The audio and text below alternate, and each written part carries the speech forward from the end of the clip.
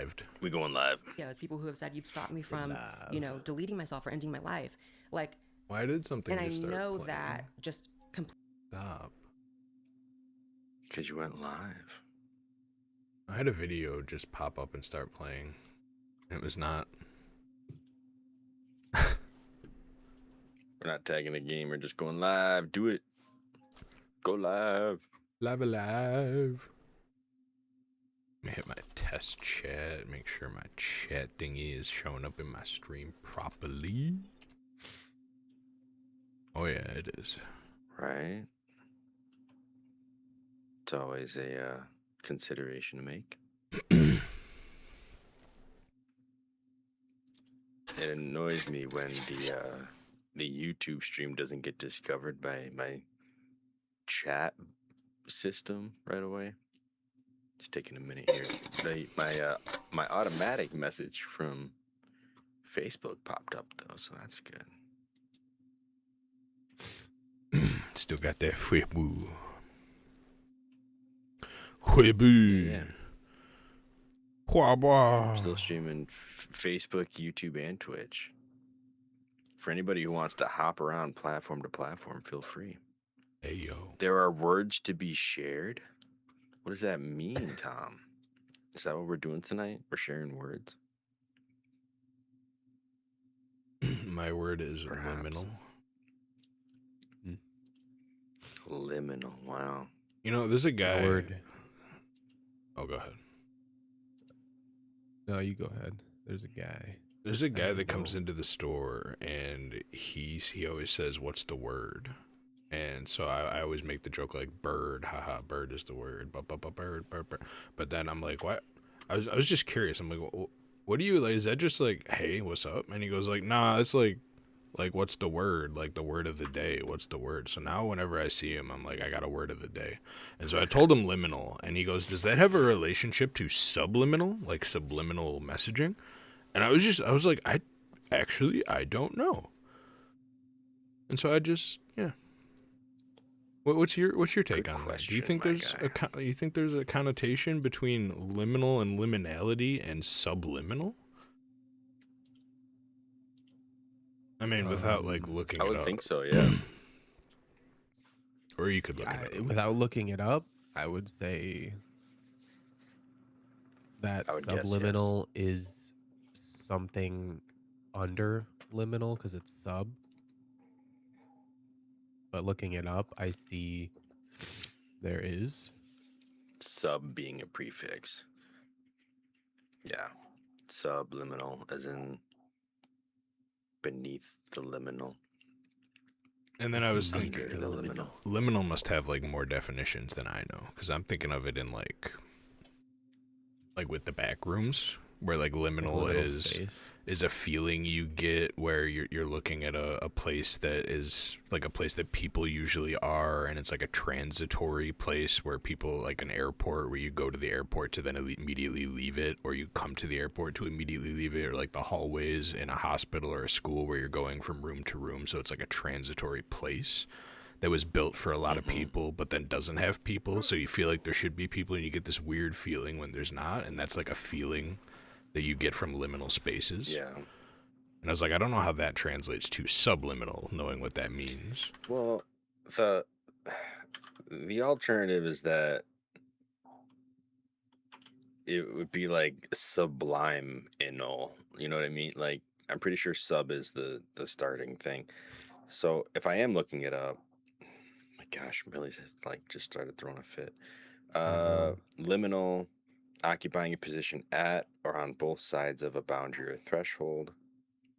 It's like you have to be relating to a transitional or initial stage of a process. Okay, so then subliminal. Let's look at that. I think Cameron, your kind of synopsis of it was the second one, where it was like relating to a change or the initial change of a process. Subliminal of a stimulus or mental process below the threshold of sensation or consciousness, perceived by or affecting someone's mind without their being aware of it. So they're not entirely, like, they're not obviously related. but I'm guessing that there's some root words inside there that are the same. Let's see, the free dictionary of subliminal. Beneath the liminal Lemon of or means pertaining to an threshold. entrance or threshold. So it's like below the threshold of your conscious mind. Yeah. Yeah, that's what it sounds like. And liminal can just be like a threshold. Yeah, the lemon is the Latin root that's connecting these things. Darn lemons. There's so many. There's subliminality. There's subliminally. The arbiter is now a lemon grenade. Liminality. Superliminal. Liminary. Liminoid. Sublime. Liminoid. Interesting. I'm so glad that this is our topic of discussion leading into this. Yeah, you know? Actually, we're gonna tie it right in. This episode's gonna be called something liminal. It's gonna be great. Yeah. Hey. We do get one of them liminal spaces, don't we? We do transition from one place to another. There's a liminal event in this section of the game. That was totally unintentional that I brought that up related to what we did. Yeah, It's great. no, We're it gonna sound like works. vocabulary geniuses from this one word. Huzzah. Huzzah. See, my word I was gonna bring up was flummadiddle, because I just love bringing flummadiddle to anything. 'Cause it just means like utter nonsense. I was gonna say, the meaning of it sounds like it would mean nonsense. Yeah, flummadiddle literally just means like nothing. I'm feeling worthless. flummoxed by your upbringing of flummadiddle. And honestly though, like, I mean, if we're gonna tie flummadiddle into this episode, I got some stuff to say about Yuga, because he's kind of a little bit of a flummadiddle, if you ask me. I'm a little bamboozled from all this flumdiddlery. He's become the flummadiddle. Like, I'm fairly convinced he's never ever read a book in his life. Or he's got a mad vocabulary. What are you talking about? no, I'm not talking about the vocabulary. I'm talking about he's right. never read like a non-fictional book with just any story ever. Tom said his word is kerfuffle. That's what he's bringing to the word salad tonight. The word salad. Kerfluffle. What kind of dressing are we gonna have on our word salad? Liminal. No, sorry. Liminoid. Liminal dressing.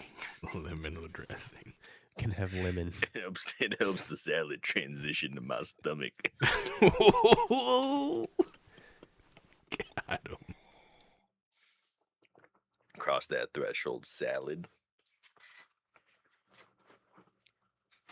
Did you know that superlative form of sublime is sublimist? Sublimist. Sublimist. Sublimist. Yeah. The sublimist thing. That's pretty awesome. Instead of the most sublime, which is what I would have assumed you needed to do if you were going to say that. English is fun. All right. Anyway. At least there ain't no silent This K's is episode 103. It's back to Cam's intro. We're doing some crazy stuff. See, so last time it was it the House of Gales? Yep. Is that the correct thing? The House of Gales? The House of Gales. Yes. Okay. I think I'm gonna go back to the OG intro style, which I do like probably most often. Are you guys ready? I believe I'm ready. We got all the flim-flammery out of here. Oh, I'm sure there's going to be some more in this episode. Now that this is how we've opened it.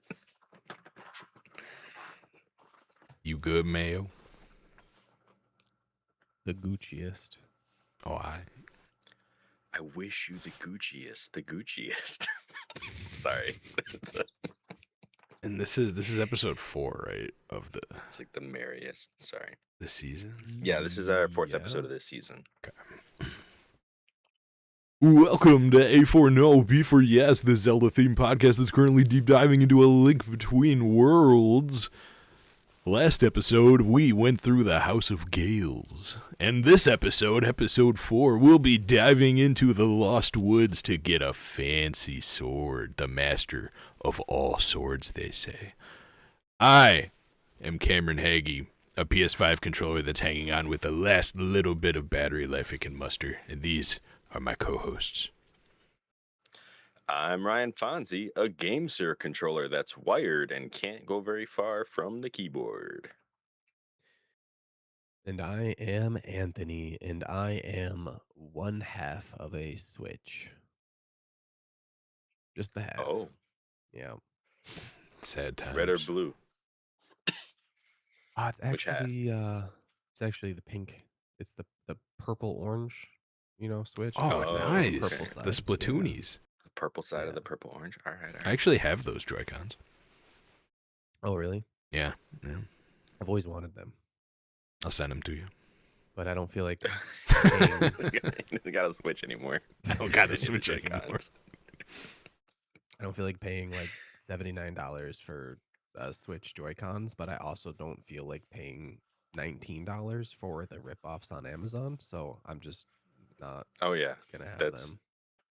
I mean, that is, hey. If there was like something in the middle that quandary. was like 40 to 50, I would, I'd be there. But Yeah, they need a if you- liminal option. If you say if you pay me $10 and shipping, I'll ship them out to you. And I got them limited edition Skyward Sword ones too, Fonz. If you look in $10, I got you. Ooh. Yeah, $10. $10, my guy. Put a little something in my pocket. I got you. They sitting around. I feel like We'll have to talk off stream. I'm not about to do Having business a- deals live. I feel like having a Switch too, though. You're probably like, I don't really care about the Switch. Yeah, I don't even use the Joy-Cons really. I mean, unless I'm just using it in handheld, but that's rare. Yeah. I'm docked most of the time. Got that docked life. Yeah. So guys, we're here. We have accomplished 3 different temples now, if you want to call them that. And through that, we have gotten these pendants. One of them we got even before we went to the Eastern Palace. But anyway, we got these pendants, and we got a message from Sahasrarla saying, "Hey, you can get that Master Sword now." Does he tell us where to go to get it? Like, do we have to go to his house to talk to him some more, or how does that? I think he's standing on the bridge still. Oh, okay. I think he tells Yeah, us like right when in he front of first the pop castle. up. I think he says go to the Lost Woods, or like it's been. The legend is it's hidden in the Lost Woods, or something like that. Because I knew right where to go without. I mean, it's usually in the Lost Woods, but it's usually in the Lost Woods. yeah, According to Master Sword legend and lore, it's almost always in the Lost Woods. If there's a Lost Woods, that's where it'll be. Unless Pretty you're playing much. Ocarina of Time. then it's absolutely not. It's in the Lost Temple. They brought Yeah. it out to put all the special things in one place. I was gonna say though, I feel like somebody told me to go there, and I didn't go and talk to anybody looking for it. So Yeah. Yeah. So we go to Lost Woods. This Lost Woods is kind of an interesting combination of previous ones. It's Mhm. got like it reminded me of both Ocarina of Time and the original Legend of Zelda because of like the rectangularness of it when you get to like the main section. But this one comes with a Poe game. There's like a self-replicating Poe that decides to play a shell game with you by saying, "Hey, like follow me or don't follow me, depending on how many of me there are that I want you to track." So this dude makes like it starts with like 8 copies of himself, I Mhm. think. Yep. Yeah, there's 8. And so the first challenge is like, "Hey, follow this one," and then the next one is like, "Hey, there's gonna be 2, don't follow them," or something like that. Yeah. And then there's another one that's like, "Hey, now there's 3 of us, don't follow any of us, so you got to track them all just to know which way to go. I failed this a couple times, Same. uh, and I thought I was doing pretty good at tracking the three when they were together, and then suddenly they would all go in different directions to leave the room, and I just got confused more than once.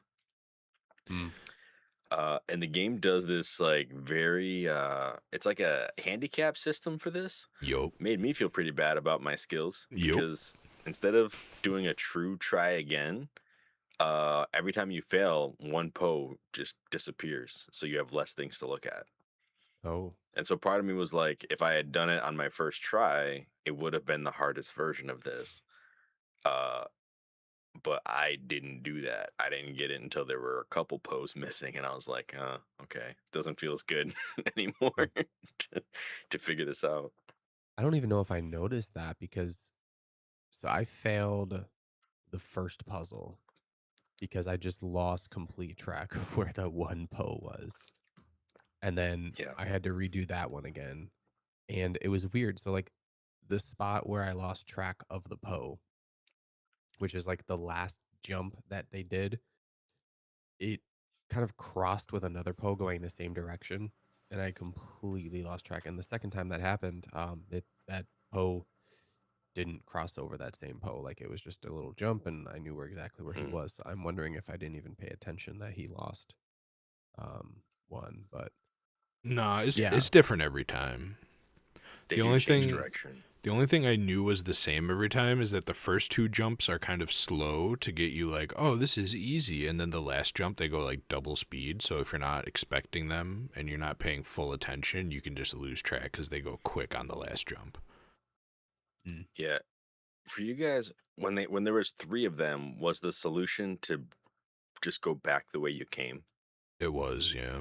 Because that's what it was for me too. Okay, that's what it ended up being, and I had tried like every other direction before that when I got confused. And then when I did see, I was like, wait a minute, like one of them went to each place, so I just turned around and it was like, all right, yeah. I cool sat trick. there like, wait a minute, they went in one of each of these, and then I was Mm. like, I'm just gonna turn around, and I feel Hmm. like, and then I went through that door, and I don't remember exactly what was the next room. It was like another little like tree stump where you like walk into this other spot. Yeah, a little U-shaped thing. Yeah, and I thought I was like not I thought I like accidentally like went back to the beginning and I'm like, "Oh no." And then I realized I think the next room after that one is where we're trying to go. So I wonder if those are different Yeah, every time, or if that's the only one that's the same. Because the other I times I think the went in last there, one's the same. yeah, the other times I went in there, the other ones were sending me in different directions. So those are not always the same. But if we Mm, got the same one on Right. the last one, that's either insanely unlikely or that's just how it's programmed. yeah, I feel I like think it's that's probably the trick. I think they wanted to show that off. Like, oh, go back through the door and you're somewhere else, even though it's the door you just came through. It's like a very Willy Wonka-esque moment. I think it translates well. Like you do it and you're like, huh, I didn't think that would be the case, right? Oh, So, here the wiki kind of explains it. It says the paths the pose go are random and they are net set. So each visit you'll have to go a different route. First you'll have to see which mhm. direction one po goes. Second you'll have to see where two, yada yada. The third you'll have to eye three of the pose and go in the one direction, none of them gone. The maze can be tricky and oh, it doesn't say that the third one is fixed, but it does say the others are fixed. I'm sorry, not fixed. No, the other ones They're random. aren't fixed. Yeah. Yeah. Okay. I don't It know. was fun. I mean, like I said, I wish I had gotten it when it was max pose. Like I felt kind of bad not getting it until it was like, okay, all right, sir. Here's less to look at because clearly you're not good at this. I'm like, thanks, game. You got Yeah. them old eyes. I failed it once or Them twice and old then eyes. my hand got warmer and I'm like, oh no, they holding it. I was like, I don't like this. I didn't need my hand to be held right now. Man. You felt that touch through the screen. It did. Like, don't But we worry, do we got eventually get through this with our Poe guides. Poe guide seems to be a theme in the Zelda series that I don't think about very often. But we get through this, and we find the Master Sword. Da-da-da-da. Ba-ba-da-ba. Hey, Just like beautiful as always. There's squirrels and bunnies and birds and he's so peaceful. animals, and it's sunny, and the music is just Yeah. beautiful. It's All the great. animals must be attracted to the sacred power or something, right? Like, Mhm. what are they? There's like no animals in the rest of the woods. They're all here. Yeah, Could also just be the only place with no predators because nothing knows how to get here. that's also true. I feel like those Just saying animals that are stuff. there are just kind of stuck there forever because they don't know how to escape. Oh no. I mean, I think it's both of those, right? Because the sacred energy is keeping the predators away, so that's why the animals are there. Whether they're there because of that or because of the energy itself, like it's just the safest place in all the woods. Yeah, yeah. Not Until for we go long and take though. it. Yeah, exactly. You're on So your we own, do little that. We guys. grab the sword, get another mental message from Sahasrarla, who's just always been a universal telepath for some reason. And He's he's got like, the "Good job, you got it. Now you can go destroy the barrier that's around Hyrule Castle." what's that thing called? He's got Tetris Stone. Yeah, that's what I'm trying to go with. He's got the communicator. He slipped a gossip stone in our pocket at some Yeah. point. Makes sense. So I spammed through this dialogue and then saved my game and turned it off and forgot where he told me to go. So this was my first time going to the fortune tellers. Eh. I don't know if you guys been to the fortune tellers, but you get a pretty sick pair of glasses with a fake nose and mustache. It's did pretty get that. great.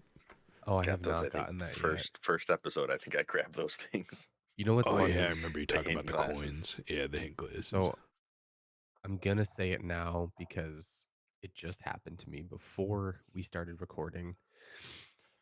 I had played a little bit into the next section of the game from where we're stopping today. I'm not gonna say where it is, but I was playing just to tab it into it because I was super excited, How and it could was you? super exciting. And I got to the other version, or just another fortune teller that's in the game.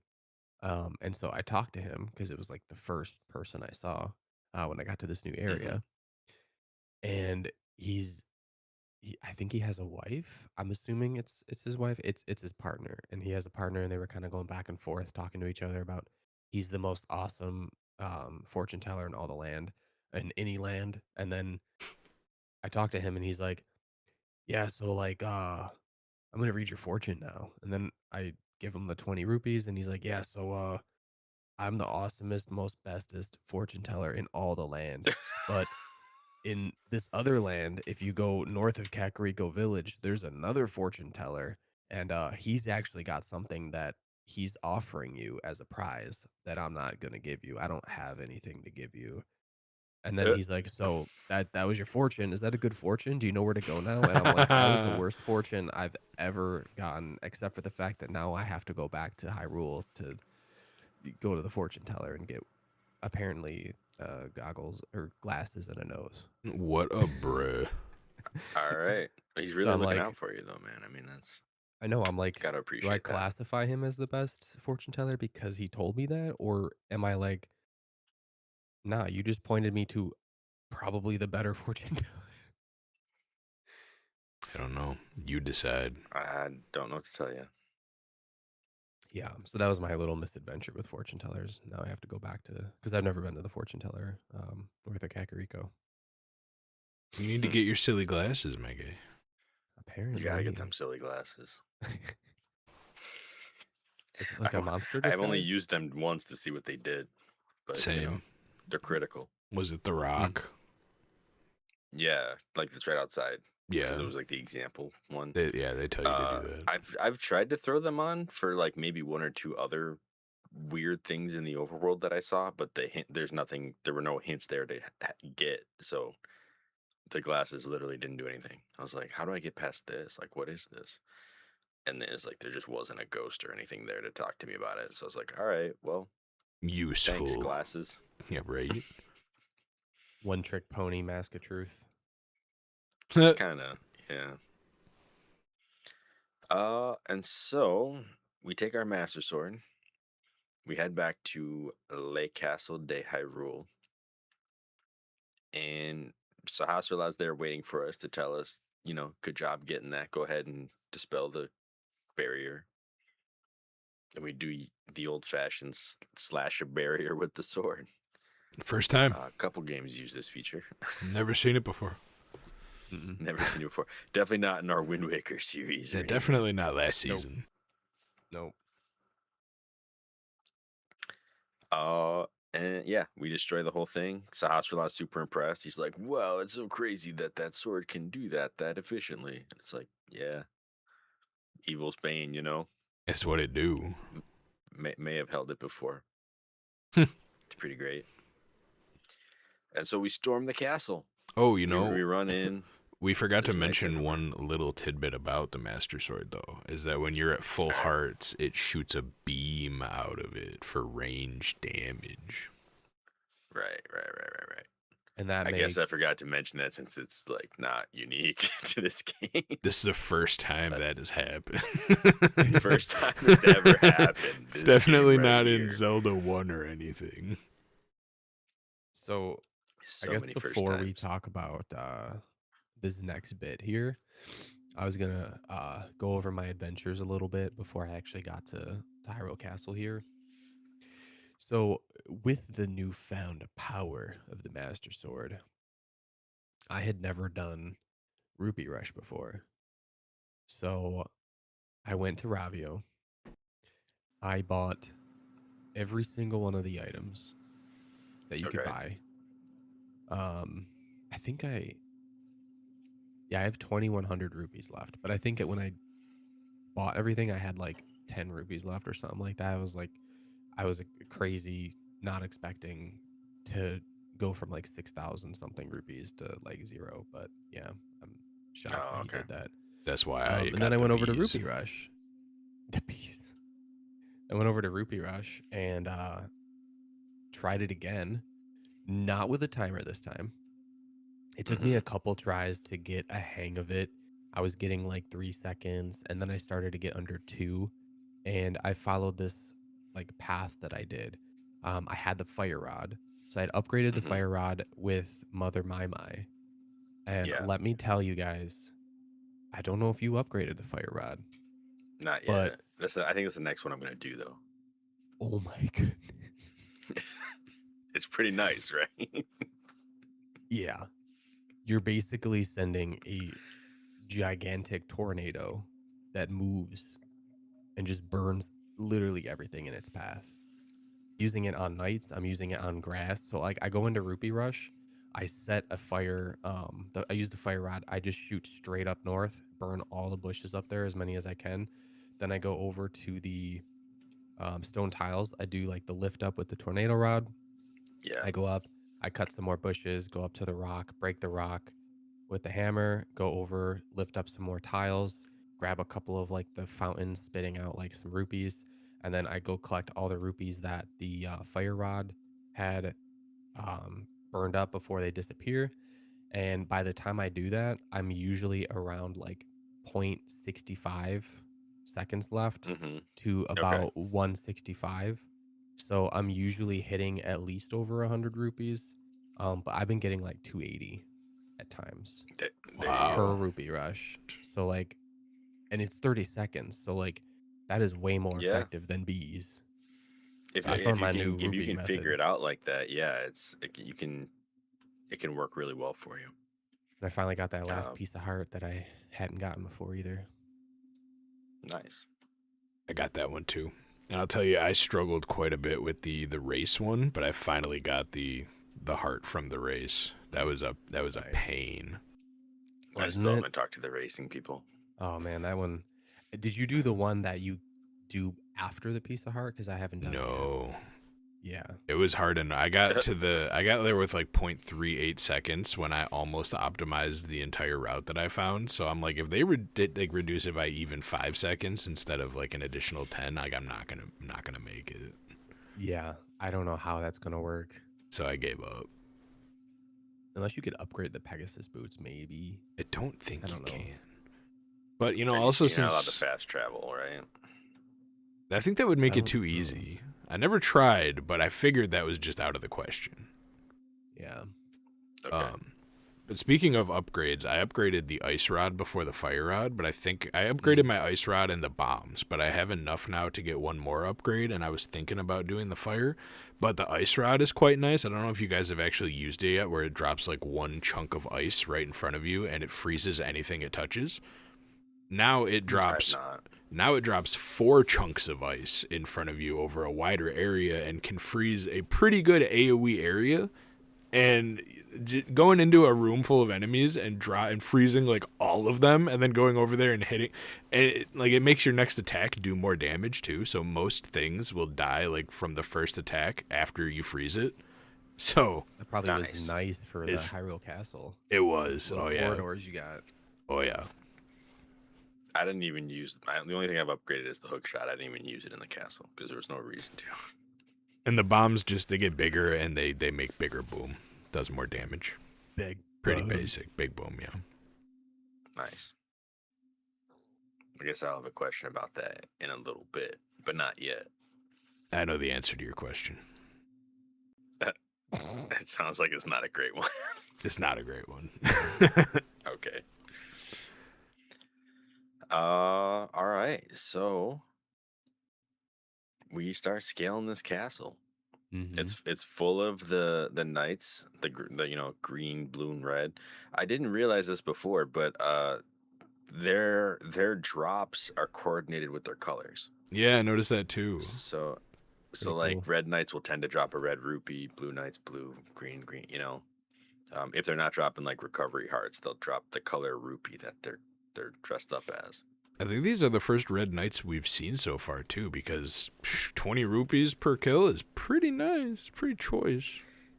There is one hanging outside the castle grounds. Oh, I didn't see him. Yeah, but that's the only one, I think. There were knights throwing bombs at us at this one. Some throwing spears. I was impressed. I was like, these knights know how to fight, apparently. And so there's a point in this castle, later on in the castle, where you have the opportunity to merge into the wall and go back and forth between some platforms. And these knights are no fools. Like most games, like you do like your secret power, like turning invisible or like trying to get around an enemy, and they're like, "Huh? Where do you go? I don't know." These knights, like I went onto the wall. It was like a spear throwing knight on a balcony. Yep. And you can climb up some stairs. And this is, I think, on like floor 4 or 5. Like it's up there. And you merge over, and he like knows you're on the wall. He sees you and he backs up and he just starts throwing spears at the wall. And I'm like, what AI is this? This game was like in 2003. It's crazy. He's too smart, man. Yeah. Right? I was afraid that if I popped out at the wrong spot, he would knock me off the ledge and I have to start over. But he didn't really seem to be trying to do that, so it turned out to be fine. But it was pretty he easy got to me with the time spear. after he throws I didn't it. I didn't see it coming. Yeah, we were just talking about outside of Hyrule Castle with the knight. I don't think we ever mentioned, I guess it's not super important, but there is a heart piece right outside of Hyrule Castle that's being like blocked by some stones that we've been able to pick up for a while. So there's that. And also when I got the gloves, I was like, wait a minute. There's a heart piece I gotta go get real quick. I didn't even know it was there until I already had the gloves and I just stumbled upon it. But one of the things that frustrated me in this little mini dungeon, if you can call it, is that stairs. I don't know if you guys tried to fight any knights that were like on the stairs while you were off the stairs, or they were off the stairs while you were on the stairs, but your sword will go right through them. It's like they're in a different dimension when they're on the stairs and you're not. And they get to hit you for free and you can't hit them. Or at least I couldn't. Now see, what happened was they had the high ground. No, I mean, even if you had the high ground, you still couldn't hit them, though. It didn't matter. They just had the ground. Link is an If Obi-Wan. you stood level with them, were you able to hit them then, or no? I think so, but you had to be like a programming. Yeah, no, it definitely was. I think you had to be basically on the same 2 or 3 steps as them. Even if you were both on the stairs and they were just like, instead of being side to side, they were above or below you like that, It's obviously an over, Mhm. so you can't see that. You wouldn't be able to hit them, but they Yeah. could hit you. Like it looked Gross. like it looked on screen, even though it was stairs. The way that the horizontal was in some of those parts, it looked like it was still level with height.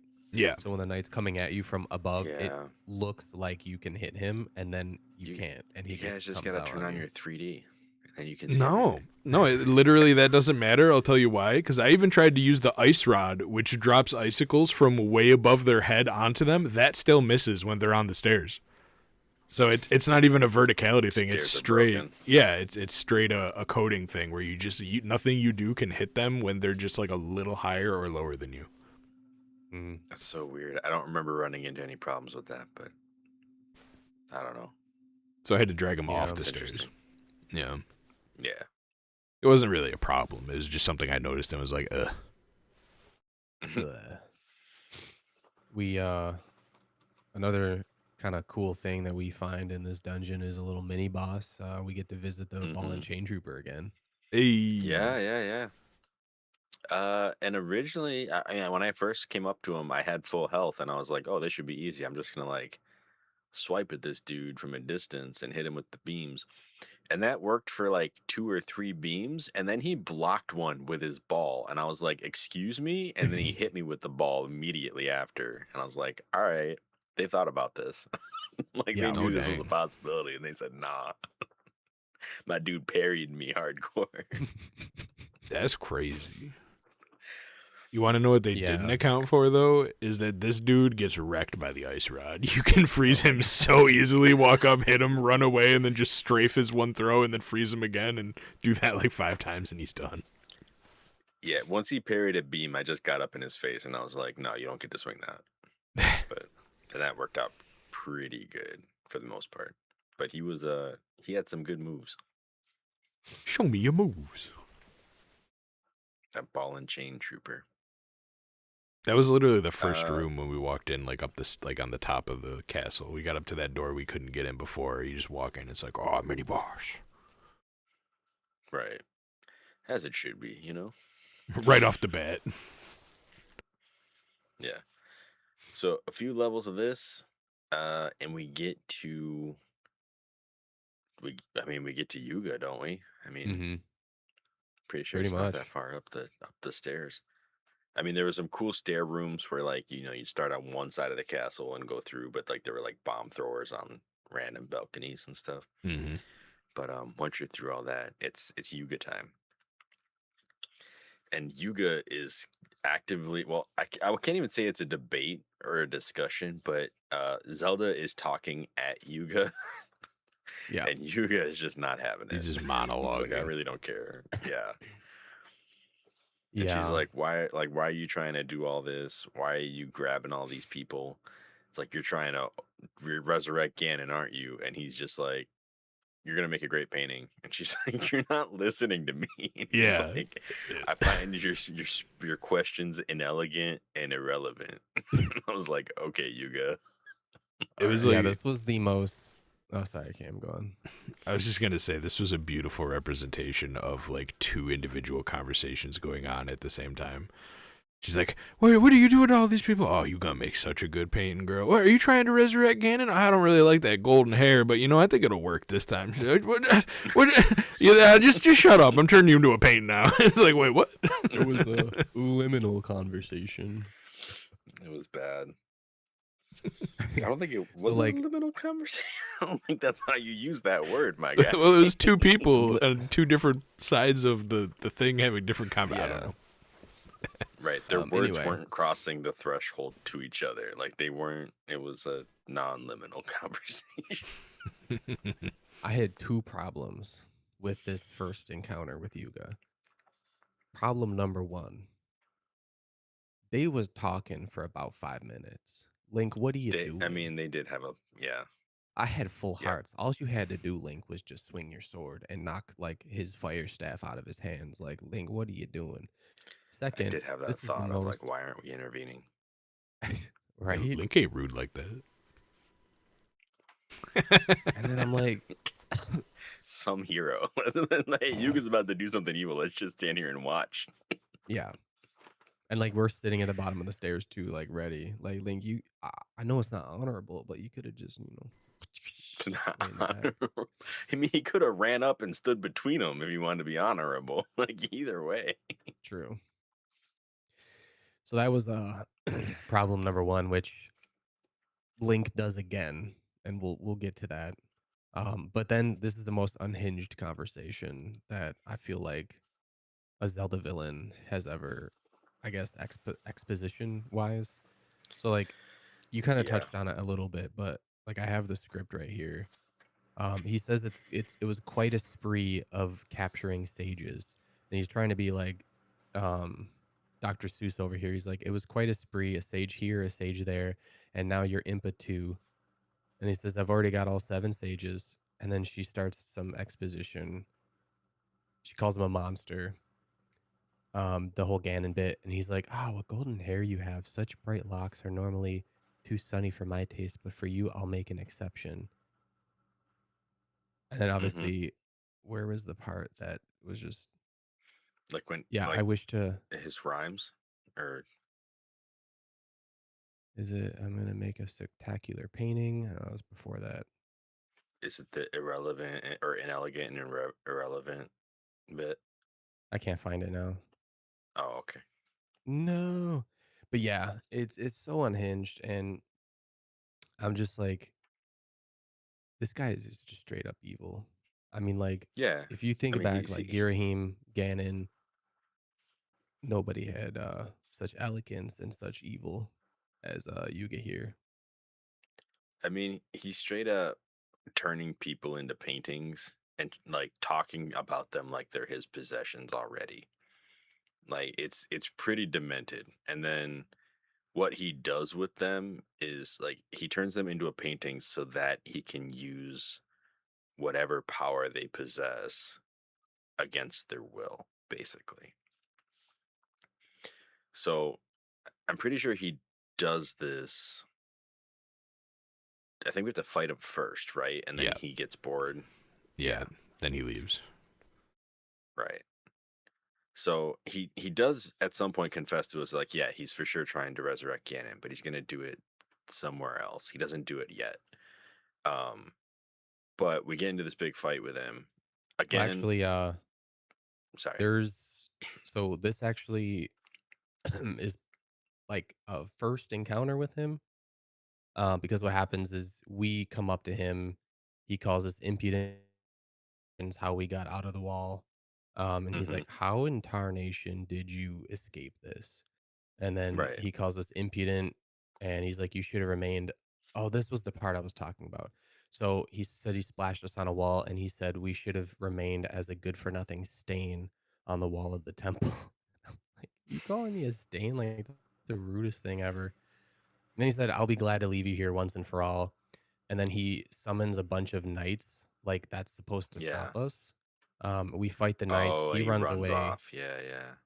Um, and then this is where the first encounter that Cameron was talking about with the stairs, because all the knights run down the stairs and you can't fight them because you have to wait for Yeah. them to like get off the stairs, and it was super annoying. I was already But yeah, aware of the stair thing, so I just backed up. uh, but Gotcha. yeah, then there gets some like long, additional like journey through Hyrule Castle until we catch back up to him, and when we do catch back up to him, he's looking at Zelda's painting on the wall and Hmm. admiring it and just like, oh, it's just so good. It's just so beautiful. And then you come into the picture, and he again is like, he wants to know how you got out of the wall. And he's like, it seems like there's more to you than meets the eye. So he's kind of realizing Link is like persistent and Yeah, yeah. has courage and has We're some getting type the of powers. respect of the villain Um, for the first time ever Oh in yeah. a Zelda game. finally. But even with that respect, after realizing that like there is more to his eye, before we actually break into the fight, he's like, "I'm gonna squash you now, worm." I'm like, "Ah, okay, Mm. there it is." He's That's back his to name. calling us a worm again. So this Yeah. room though, did either of you guys see these two pillars in this room originally as being two pits that you couldn't fall in because the directly above angle? I thought these were two holes in the room until I got to move for the fight, and then I could see like the edges of them, and I could tell it was like a pillar instead. I don't know that I thought too much about it. Like I do remember them as being pillars now. Um, but I don't remember if I thought they looked like pits at first. Did anyone try merging with them or nah? Nah. Nah, it didn't seem necessary for the fight. Uh, Yeah. so I mean, he splits into three of himself. Classic, enemy move. Uh, and one of them, his staff is lit up with like electricity looking stuff, and that's how you can tell. The second he split, I was like, okay, one of them's gonna have a visual difference. So when they all popped off the wall, I just scanned and I was like, yep, that's the one. What was interesting is that he's continuous in this fight, and I didn't think he would be. I thought it would change The which one was pose him, trained us well. but it doesn't. Like he comes out, has the electricity, and then if you hit him, he goes on the wall, and you can just watch his painting move across the wall and Mm. just go prepare the next attack. You don't have to like guess each time. I didn't even So realize that. Yeah. it made it a lot easier. I thought it was a nice touch from the pose because they kind of like had you do that, and then they're like, "Hey, there's this thing again that you got to watch for." I was Yeah, like, yeah. "Oh, okay, game." I So after you get this dude on his knees, breathing heavy, looking pretty in rough shape. He's like, "I bore of this fight." I'm like, "That's not what's happening Yeah. here, sir." Yeah, Nah. again, he just passes. It's like, look, I'm out of time. It's like, nah, that ain't it, my guy. He's speaking straight flummadiddle. Yeah, and then he brings up his painting collection, and it's some familiar characters. We see the Ceres painting, we see the Elsfala painting, He runs we see away. some. Oh, this is Yeah, he runs away Yeah. So when we first. beat him here, we gotta chase he him runs again. Are you away. kidding me? Yeah. We got to go out, Yeah. and then we come from the bottom, Okay. and we go up, and we take a left, and we get to like a study room at the top. And there's like this weird Okay. glowing black emanating aura from behind this curtain. Right. It's like that throne room trick. So we got to cut the curtain. Yup. Go we into work- Go to the liminal the space. ominous looking crack. This is the liminal space. This is the liminal space. All right. I thought he like opened the portal with the paintings, but I guess that's not yet. That's later. He had Zelda when we beat him, and he just like ran away with Zelda. And then he Okay. went. I'm assuming to the liminal. He went through the liminal portal in the back. Yup, pretty Gotcha. much. Into. So we chase this coward down again. This time through his own liminal space. Wait, there's a cool thing though I noticed. When you're A cool originally thing? Yeah, cool thing. So when he runs Nice. away and you leave, I said you come from like the south and you take a left and you go into that Oh. room. When you come out, you go to the right and then you go up. And so I don't know if Yes. like not everything in this world is like mirrored and flipped, but I kind of felt like that was kind of the intention of this little part where you come in from the bottom and then Yeah, you yeah. leave through the top is to show that. And I kind of thought that was a little reminiscent of a link to the past, with how a lot of that stuff's Right. mirrored.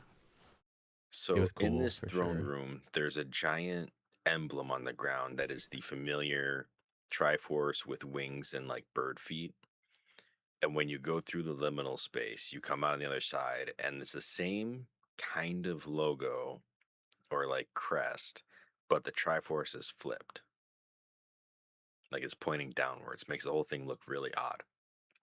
But that is consistent. As you leave, there's like you'll see that symbol all over the castle with the Mhm. upside down Triforce. It's even what you see on the well. loading screen, like when you're loading instead of the it being a loading, regular. I thought that was a nice touch. Yeah, and it's The- like a the dark upside down Triforce Triforce on the too. loading It's a screen. black Triforce and not the golden one Yeah. in the loading screen, anyways. And so once we go out and to the right and then up, then we get into the room where we see some paintings. Right. So you And, just got a collection, and a couple of them we have seen. We've seen the Zelda painting, we've seen the Ceres painting, we've seen the Osfala painting. But then you'll notice that there's a bunch more that we haven't seen before. Yeah, But they're all familiar characters. We got they Ko, are. we got the My boy Zoraku, Ghoulie. We got the we got witch. Rasso. I didn't know Rasso got captured. I didn't even go back to his place after he gave us the gloves. So apparently he's in a painting now. But yeah, the witch was one. Explains why it's just a broomstick. Mm-hmm. Yeah, there's 7 total, I think.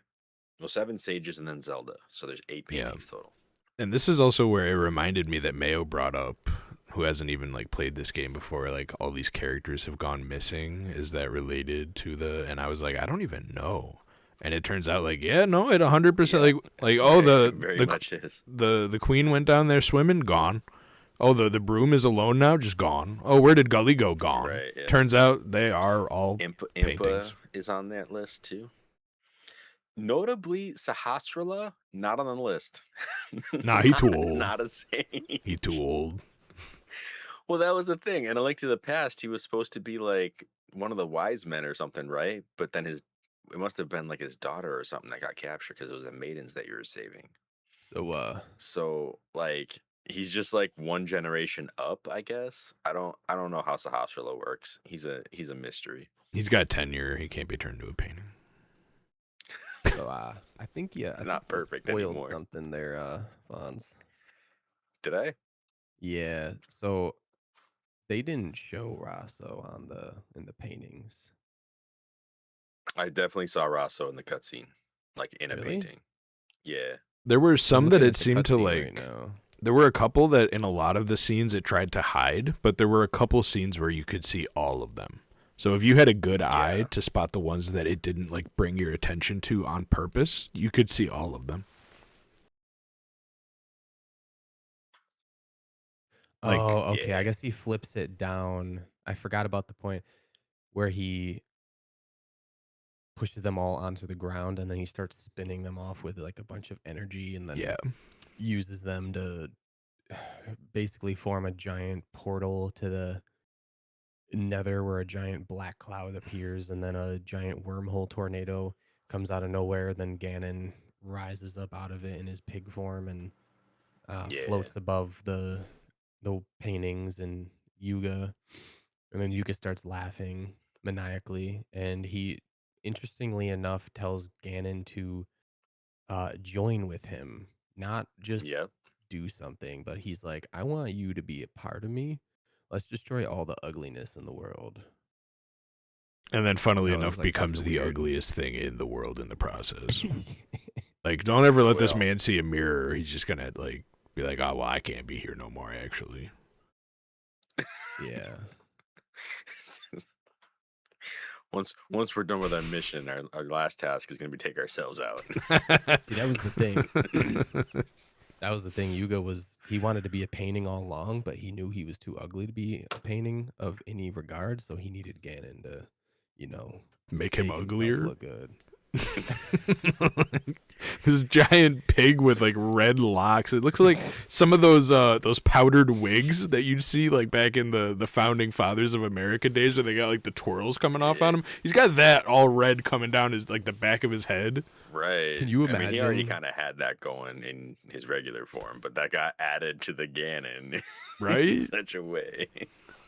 Can you guys imagine if so he's like this whole time he's imagining Ganon as like just I guess human or Gerudo Ganon, where he's a tall man and slicked back face with the hair and the suave hair, and just like imagining this whole time like if I merge with him, like I'll be beautiful.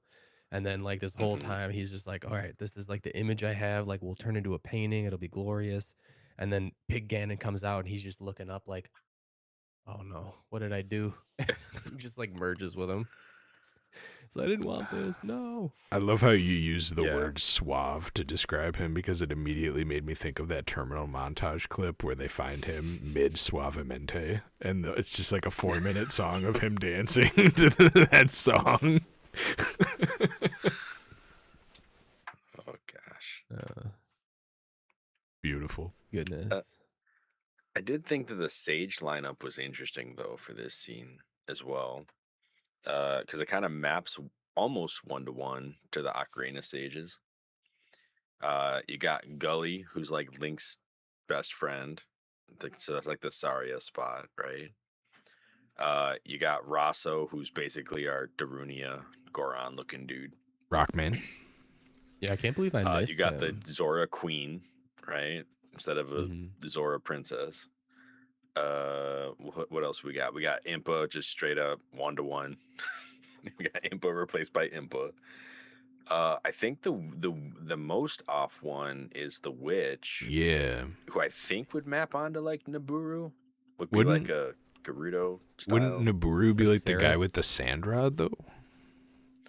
You would think. I mean, the sand rod definitely calls to that, but Asfala is way more of a Raru type dude Because he's with like like the yellow a cloak and student of Sahasrara, kind of. he seems like an Okay. ancient sage kind of deal. Who am I missing? There's one more. So there's Ceres. Ceres and the witch, which just kind of like are two weird outliers. Right. Who's Ceres? Who are the other sage? There's definitely a sage that no. There's only 6 sages and 7 was Zelda in the old game. So Ceres would be your Zelda. Hold on, I got a sick. All Toddler. right, she's done. Sorry, gotta check my monitor every once in a while. So yeah, so they added one because Zelda's not technically a sage in this one. I think is what they're getting at. She's the liminal dressing. Yeah, because with her it'd be 8. the lemon dress. She's a Messed lemon. up. Yeah. And then we So see yeah, when you see this lineup all together, it looks like that game. I think that's the right way to do sages. Honestly, I feel like a lot of the games have been like, oh yeah, like like there won't even be 7 of them really, or they'll be like just kind of like all the same type of character or something. But I don't know. I appreciated what they did in this game, having them be diverse. Sorry, you were about to say something. I totally just steamrolled that. Oh no, you're good. Because I was gonna bring it into like the next thing that happens, which is like we see giant, super ugly Yuga Ganon, and then we meet Zelda's counterpart. There was 2 key features that did happen though, which I think I'm assuming play into the next part because they meant or counterpart Zelda mentions it, but the paintings they all explode right before that scene happens, and they all go in a separate direction. Each one except for Zelda. Right. So like each one flies in a separate direction from the explosion, and Ganon gets the Triforce of Power too. Well, I think he had it already. Well, they show it like away. Popping up on his hand. He gets brought back out, and even Yuga at the time when he comes out of the portal or whatever is like, behold the Triforce of Power, and he just kind of already had it. Maybe he's getting the Triforce of Wisdom from Zelda, like temporarily. Then maybe, I don't know. I think he made a point to say it was the Triforce of Power, though. Yeah, I don't remember. Yeah, I think that's part of why he wanted Ganon, was to also get the Triforce of Power. I don't think he even knows that Zelda has the Triforce of Wisdom. Which is pretty obvious because in her painting she has a Triforce on her hand. That's what I'm telling you. Remember at the beginning of the podcast when I said he don't read? He don't read. A story about He Hyrule. don't read. You know what? You were right. I was wrong. I'm sorry. Of Hyrule at all. He could have even went into Hyrule Castle, looked at the 6 paintings that were up there that literally tells the story of Ganon, but he knew nothing. I'm like, he don't read.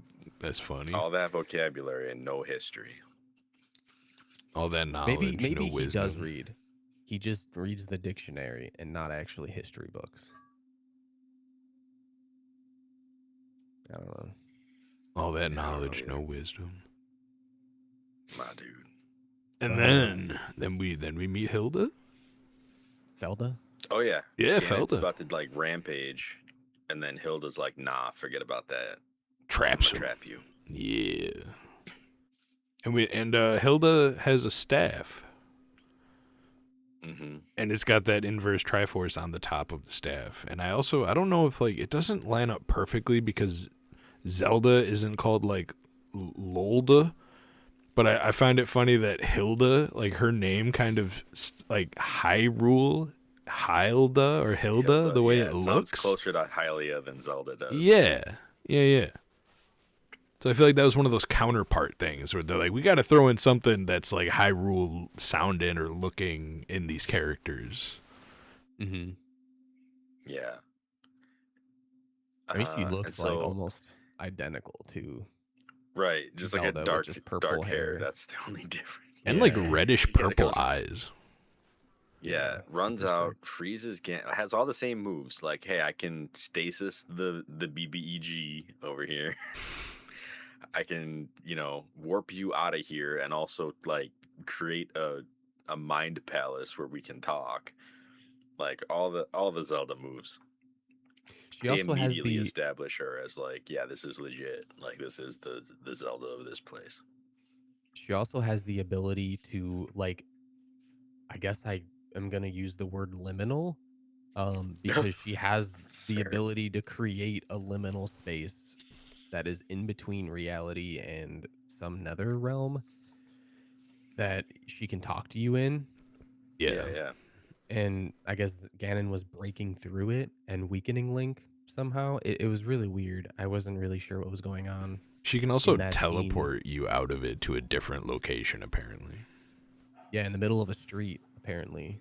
We find out later. She's like, "Yeah, you'll be fine. Just here's the middle of the street. There you go." And then she tells us once we're out there, hey, like you're gonna have to go around and save all these sages from their painting imprisonments.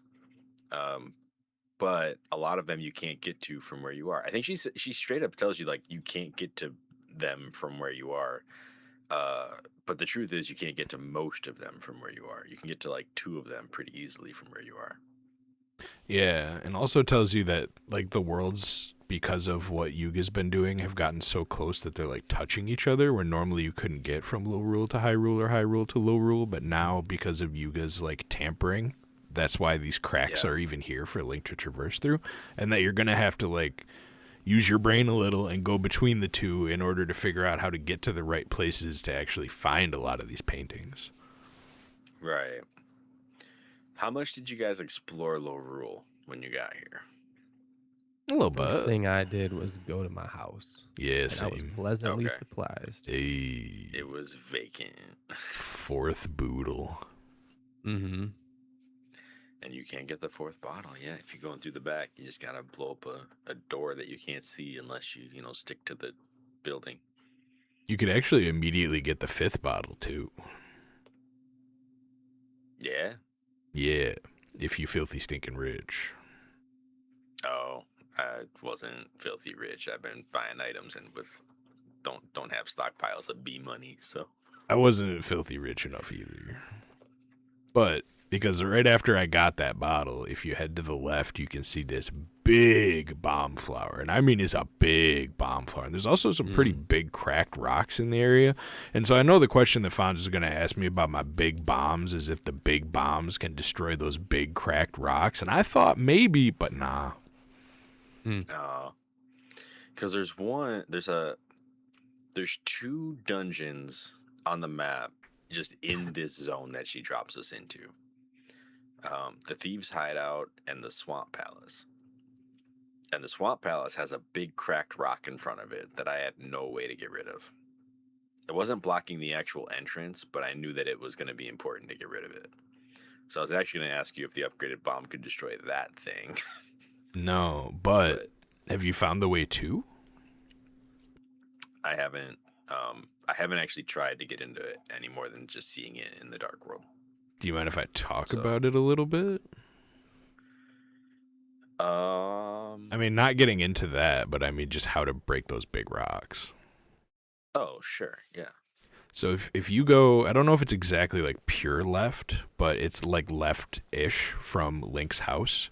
There will be like a fenced-in area with a giant bomb flower in the middle of it, like even bigger than the upgraded bombs. And there's two ways into it. There's a house that leads into it, or there's a big cracked rock you can't destroy.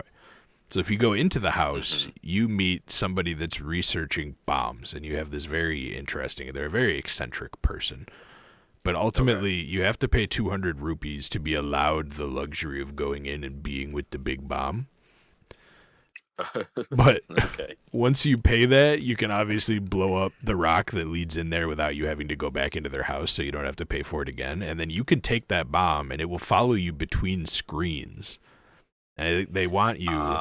They want you to the Link to the Past big bomb. Yeah, they want you to chain chomp walk that bomb around to the rocks, and then But there's the stipulation that any kind of hit of any sort will make this bomb go off.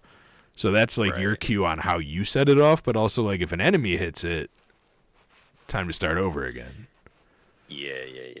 That was how it worked in the other game too. And I won't talk about it any more than this, but that big bomb is also connected to how you get the 5th bottle.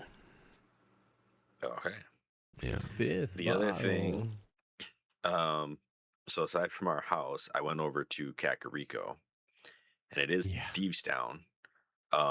But interestingly, like I thought this was really cool. It's actually a town of like thief characters that will talk to you about, it's like just running into like a gang of pirates or something. Like they're all just, it's great. Mumbo jumbo, mumbo jumbo, mumbo jumbo. Oh yeah, there's a mumbo jumbo cult starting out in the. And did anyone go to the shop? I can't believe they actually just say mumbo jumbo as their chant. Like, come on now.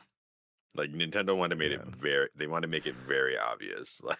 Like, do not take this seriously. This dude standing up here saying "Don the mask." Like, Don the mask. I did go into the shop. Jumbo. Did y'all see the item that you can buy when you have max rupees and don't know what the else item to do you with should them? never buy? Yeah. The golden bee that you can get for like $1,000. 9,999 rupees. It's 10 grand. 10 grand. You can buy the 10 grand golden bee. The bee for like 87, which is a ripoff. You can buy the shield for 50, which is like, bro, why is everything else so expensive? And then you can buy the fairy for 77, which I'm like, that's not actually that bad of a deal if you just want a fairy in Thieves Town. But I bought a fairy. Nah, for the golden bee. I'm like, bro. Yeah. Did you guys use the crack to go back to Hyrule in Thieves Town? No, I did not. Because there's one below. I explored Low Rule and then saved my game and quit in Low Rule. I never went back to Hyrule yet. So I did accidentally enter the actual thieves hideout. Oh, okay. I haven't done that yet. I listened to the bard and then talked to all I did was listen to the bard. And that gave me enough information to solve all the answers properly. And then I talked to another NPC who had more of the lyrics I was supposed to have had, but I guess I just guessed them right. So I've already opened the dungeon on accident, but we'll talk more about that process, I guess, when we actually cover that. But, are we going to talk about the whole waking up story bits, or just leave that out till next episode? The waking up story bits? Like waking up in Low Rule. I already dropped a little bit of that, because right when you wake up, Hilda magically talks to you in your head while you're still laying there, and she says that's where she says Hyrule and Low Rule are so connected now because of what Yuga did, and also then tells you that you have to go find the paintings. And she does say even though I gave you this peaceful welcome, no one else is going to. Lorulians are rough people. And I did verify that. I went and I talked to the blacksmith's building. Well, you wake and up the blacksmith's wife building. Here. What's up? You wake up in the actual blacksmith's house. Yeah. So if you talk to the wife, she's super gruff and don't bother me. We helped you out. And we've helped you enough. Basically, just get out of here. Yeah, she's like, "Oh, you're awake. Get out." And you're like, "Oh, okay." I love the cockney that she says. Gully, who's Gully? If I had a son, I wouldn't name him Gully. Get out of here. I don't have any kids, but if I did, I wouldn't name him something dumb like that. It's oh, snap. That's crazy. Yeah, there's a lot. But she Name shaming mentions in Zelda. that when she found us, we were just in the middle of the street in Low Rule, and she like picked us up and brought us here. And I'm like, "What are you doing, Hilda? Like, excuse me? Yeah. Why would you just leave us in the middle of the street like that?" And you can tell. I mean, maybe she just, I don't know, didn't know how to teleport properly. I don't know. And the the apprentice doesn't sing songs in Low Rule. He's just like, yeah, I work here. It's fine. I got a It's job. like, okay, great. So you're just like a regular guy in this one. And the blacksmith, if you talk to him outside, he looks at your sword and he's like, "Why are you using every time I make weapons and none of y'all use my proper weapon? Why are you using this little sword?" Like, bro, this is the master sword. I don't know what you're talking about. Oh yeah, I remember that. Because if I were to make a sword, I Yeah. wouldn't make something like this cheap little toy you got here. I'm like, bruh, you are the worst blacksmith because you don't know jack. Right. But it's from a different world, right? Like part of me is Yeah. wondering, do you have stronger swords than this? Because I mean, give me one. It wouldn't be evil's bane though. Right. But like, I think it was in A Link to the Past, like you could get the Master Sword tempered and like it would become a stronger version of it. So I'm wondering if that's gonna happen again, and that's why they did that. Like that's why they said like, "Hey, I wouldn't make something like this. Like I would make something even better." And I was like, "But can you though? Like Maybe. when are we doing this? Just let me know." I guess I got like two other little things, both in Thieves Town. So if you guys remember in Hyrule, there was that house you could go up to the door and it's locked, but you can hear somebody inside. Oh, There okay, is yeah. there's a crack in like the destroyed ruin of that house in Lorule, and if you go through Saw it, that crack. you can get into that house. And there's a cutscene, you get a heart piece. So, Ayo, do with that what you will. Free heart piece, All right, easy peasy. sounds good. And the other thing that I found in there, I don't know if you guys went into the milk bar. I did go into the milk bar. That's how I listened to the Bard. I did not listen to the bard, but I talked to the guy behind the counter, and it was just another perfect example of people in Low Rule are not nice people, because he's just like, why can't everybody get out my bar, get out my business? I just want to drink milk alone. And I'm like, how are you even going to make enough money to keep this bar open? Like, what you talking about, Willis? Like, Man. It turns out he's a milk thief. Who's just trying to be alone in a room drinking his stolen milk, and everyone was like, "Hey, milk bar, this is awesome." No, get away from me. I thought Kinda that wanna was find great. the bouldering guy now, see where he's at. He's probably like, "You ever heard of that milk bar? Man, I hate that place. It's the worst place ever. I don't wanna ever go there." I would never support it, especially immensely. so one other weird thing, the witch's broom still helps us in Low Rule. We ring Yeah. a bell and the broom still shows up. And part of me is like, is that really the same broom, or is there like a Lorulian witch who also has a broom?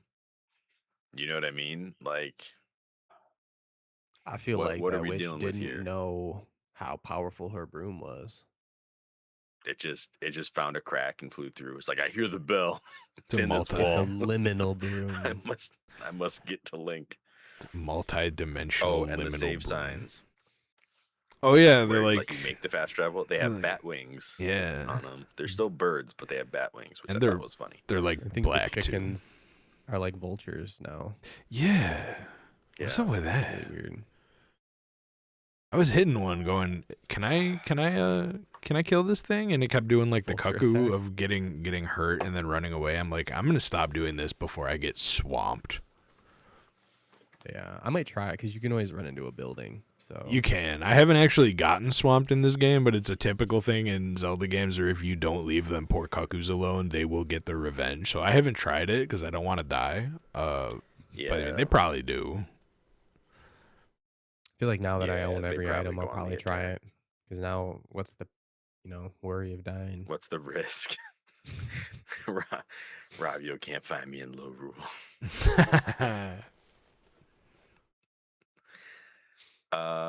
Yeah. Which that So leads me to a weird question. So like Ravio obviously knew that we needed his bracelet. And I yeah, feel like he knew that it wasn't. did he know?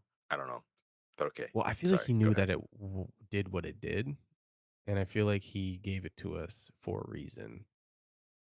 That's just my Hmm. theory. Like, why is he helping us out? Why is he putting all the signs on the places that like we need to go? Specifically, only the places that we need to go. Like, I'm like, this guy knows more than he's letting on. I feel like he Selling them is. items, man. Yeah, I don't know. That's just my take. That you just happen to have like, the holy item. Like, you just happen to have the Excalibur like on your wrist, just chilling. Like, nah, he knows something. I don't know. I guess we'll What about like find a wet out. dog? Yeah, I want to go back and talk to him now that I kind of progressed a little bit and bought all the items because I feel like there might be some more exposition. I don't know. Yeah, maybe. I still have a few more conversations I gotta have with that guy because I have not bought everything yet, but we'll figure that out. I think I still just have the boomerang left. Because who needs it, right? I mean, kind I of, yeah. forgot that was an item in this game, Right? and I own it. Yeah. Yeah. I don't know. I mean, listen, we have There's a candle, guys. 7 or 8 dungeons ahead of us, so the odds are they're gonna make it important at some point, but they just haven't yet, and it feels kind of silly. But yeah, if you guys don't mind, I think that's kind of it for where we're at now. So we've entered low rule. We've seen the magical purple land that is opposed to our green one. It is very dark world, just kind of Hmm. given more character. But I do appreciate more character, so it's been a fun time. All right, everyone. So thank you for listening to our episode of A4NoB4Yes. This has been our episode covering the return to Hyrule Castle and our first adventure into Low Rule. Next episode, we don't know where we're going yet. We have to decide on a place so that we can all go together. But the Low Rule is our oyster right now, so we're gonna go ahead and figure that out. Uh, and in the meantime, y'all have a good few weeks or possibly longer. And we will catch you in the next episode of A for No, B for Yes. Gotta catch 'em all.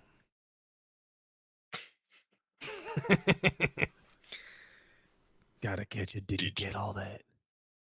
Oh, I all don't. I right. don't know who it was. Was it? Was it is you? mine. I was just waiting for you to do another sign off. Oh, darn it. Stealing your thunder, bro. Scruff is sad now. Scruff is only trying to help. Did you get all that? Liminal. And we'll end that there. Scruffy's gonna go on break now. I'm gonna get Craig out of here first. 2-week or longer break. All right, I'm gonna end the stream here. Joshua, later. Peace out, everybody. Thanks for watching. Yeah. Good night. ¿Qué es el tiempo, señor? 12:30. Yes. It is pretty late. Hey, We thanks got a for being question here from watching, SG. Depending on Enoch was here. where you live, it's early. So Millie had a bunch of noises that she decided to make, but I don't think she's actually awake enough to need me. But she's not having a good night. Yeah, same with Ari. She woke up at 8 a.m. this morning, and because she's sick, she cried through. We normally put her down at 2 p.m. Cried through that. Tried to put her down at 3. Cried through that. Didn't want to go to bed. Kept crying, Mom. She took like a 30-minute nap at 5:30. woke back up crying. We tried putting her down at 8, and she didn't actually get to bed until 9:30. Wow. And Dang. she is out. And she was literally at Wow. 5:30 falling asleep in my arms. I was like, "You are so tired. Just go to bed." And she just was like, "No, no." I gotta stay awake and fight Kept this saying no, sickness. no, up, no, up, up, I no. can't fight this disease while I'm sleeping. The sickness never sleeps, so I can never sleep. There it is. Oh no. All right. So that was not a great YouTube stream. I think I might be shadow banned on YouTube. Don't know why. I felt that on that last played up stream that we did. I got 1 view the whole stream. Yeah, me It was great. too. I think it might also be because of YouTube's algorithm nonsense, where it's like if you do anything that's not quote unquote on brand, then nobody watches what you're doing. It just doesn't even show anybody the fact that you're doing it. Hmm. So, like, for me, on brand was like creepypastas and reading stuff and uploading videos. So it took a while for it to even give me some viewers when I was playing Stardew. And then now, I mean, I kind of have fallen off Stardew like Mayo, and I don't really want to play Stardew. I don't know if you've noticed, Fonz, but I haven't been on for Stardew in a while. Yeah. I mean, I'm not feeling like I need start. I kind of went back to Ocarina, and those streams have been doing decent. So I've just been kind of rocking with that because at this point, I'm like, all that's left in Stardew for me is trying to like perfect things, and I'm kind of bored with that now. Yeah. Yeah, you did miss a played up stream the other night, SG. The VOD is in there, though, if you want to watch it. It was pretty fun. I'm almost wondering if like you're onto something with that because I feel like I'm trying to do 2 things in Hmm. terms of brands. Like I'm trying to do like faith related content, and then I have like video games over in the corner, and I feel like YouTube's having trouble like understanding what I'm doing. And I feel like that's Yeah, why Yeah. other channels like split their stuff. it definitely is a thing. Like you want to have a niche or whatever, but I have at least 3 different things going on, and one of them is the podcast. So I'm not gonna like run 3 different channels I to know, do but that. that's the So part of problem me is is that just YouTube wants you to do that. right, but I'm not. Ugh. So that's why you feel like you're shadow banned is because you put up 1 or maybe 2 podcast videos and 1 live stream every 2 weeks, and YouTube is just not going to see that as being your brand, even though it literally like completely was your brand in the name of your YouTube channel. Because you're probably Yeah. doing like a bunch of shorts that are doing good in the meantime. That it's like, oh, videos, nah, get this out of here. No, the shorts hit a spike and then they just like died out. Like they're not doing nearly as well as they were before. So even those Mm. are struggling, and part of that's like same deal. Like I'll post 1 pin press, 1 clip from the podcast, and then 1 gaming clip, and I literally have that rotation going. So every 3rd day is the same thing, but YouTube's like, ew, 3 things. You need to be 1 thing. Like, how dare you? Yep. So How dare you? I mean, it's all gaming. Like it's a podcast about video games. It's streams of video games. It's fan art of video game characters I mean, that should be on fine. on the pins. You know what I mean? Like it's all gaming. Like it should all, but it's like not specific enough. No, it's really not because I watch a guy that does like Pokemon videos where he'll make videos that are like talking about missed things and the rarest Pokemon in a thing, and he had a video come out recently that goes, you guys should go check out my other channel where I upload more Pokemon content, but it's me actually playing the game, and YouTube like throws that into a black hole because it's not the exact same type of content as all the rest that I upload. So even though it's all Pokemon, when he plays it versus when he just talks about it, the algorithm sees that as 2 completely different things. Yeah. It sounds like an algorithm problem, in my opinion, but who knows how long it'll take for them to look at and actually fix that. Right. I mean, it's like what I would like to do is, every time I stream, like even if the algorithm could see the different things that I'm doing as their own things, like, oh, like you're streaming. Last time you were streaming, this was your audience. I'm going to go back to this streaming audience. But it doesn't like recognize that. It doesn't, instead, it's like, wait a minute, weren't you just like doing a podcast? Like, what do you mean you're streaming? Forget about that. Like, that's not good. Yeah, it's like the algorithm sees your content in two categories. You either have like your main content that gets the most views and it goes, hey, you're making good content. Let's show everyone. And then when you do anything else, it goes, what's this bad content? We're not going to show this to anybody. This is bad. This isn't your brand. What, did somebody hack your channel? What are you doing? It's like, bruh, just push it. Come on, what are you doing? Like, show somebody. It's fine. You changed the game tag? Forget about it. Right? You're playing something else? You're not just a peak gamer? Get out of here. Which kind of You sucks streamed something because that wasn't Ocarina of Time, but it was a Zelda game? Nah. I'm Go back to definitely Ocarina. I'm definitely one of those people that much more enjoys playing a variety of games all at once. So YouTube will never see that as being on brand for me. Variety streams do really well on things like Kick and Stream, where I feel like YouTube probably is like, no. Like Kick is like, yeah, dude, do that variety stream. Twitch is like, you want to do just chatting and then jump into Peak and then jump into Stardew and then jump into Where Winds Meet and then jump into Void Crew and then jump in back into Peak in the same stream? Go ahead. Hey.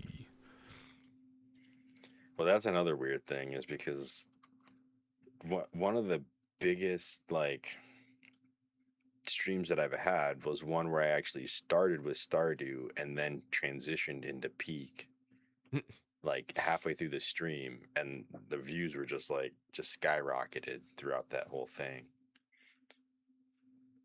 I've never had do a not know. successful stream or Switch stream on YouTube. Usually it starts good and then just once I do the switch, it tanks.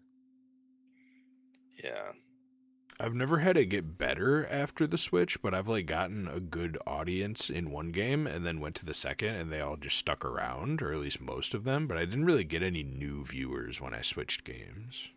Let me see. Analytics. It's a watch time thing because I didn't get any subscribers from that night, but it was like silly with the watch time. That's what I need. I need that watch time. Speaking of subscribers, did I surpass my goal yet? Here's a No, little I haven't been checking. Here's a little sneak peek for you, SG, because you're in here. I got a new game today that I think I'm going to start streaming. Oh, you did it? I did it. So this one right here, it is Stardew Valley Year 2 Winter 22 and Peak. It got 707 views, 536 hours of watch time, which is like in the last year 14% of my total watch time. Just from this one, it got one subscriber. So it just blew up, and that was like back in August. That was August 6th. We were just like, hey, here's just a dump of watch time, on something that was two different games in the same stream, which you're not supposed to do. And it was just that snowball effect that we were seeing in the summer, where you would start a stream and it would just be like all the people who were, idle in some other stream just got auto played to yours. So I don't know what kind of magic in a bottle that was, but yeah. Tomorrow is Tuesday, though, boys. You guys want to be on for like some Played Up tomorrow, if possible? Maybe.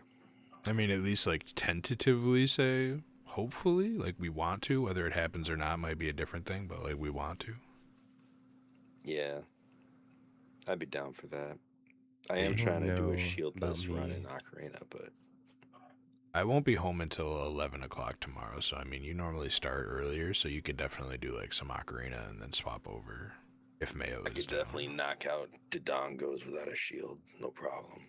No problem. But yeah, I know Mayo's been trying to get to bed earlier, so I won't be home until late tomorrow. I am good tonight, but probably Yeah. not tomorrow. Yeah, I'm gonna head out though, because I need to get some sleep. I probably will not be able to stream on Thursday. So there's tomorrow, there's maybe Wednesday, but we'll see. Wednesday's not like a free day for me, but I should be home during stream time. I should be able to do Wednesday. Okay. And SG says, good night, two fans. Good night. Hey, yo. All right, I'm Peace. bounce out of here. Peace out, y'all. Deuces. See ya. Oh, he jammed out of there real quick. Yeah, so that game I got, SG, that I'm going to be starting up at some point is Digimon Time Stranger.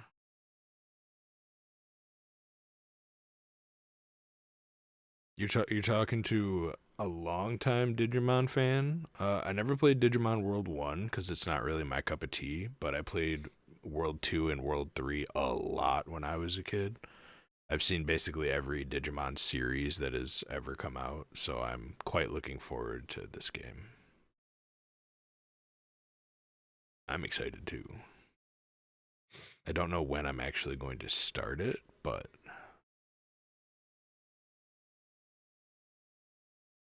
it might be tomorrow. Like, if Mayo doesn't end up being able to show up and Fonz is playing Ocarina, I might just play Digimon. See how it goes.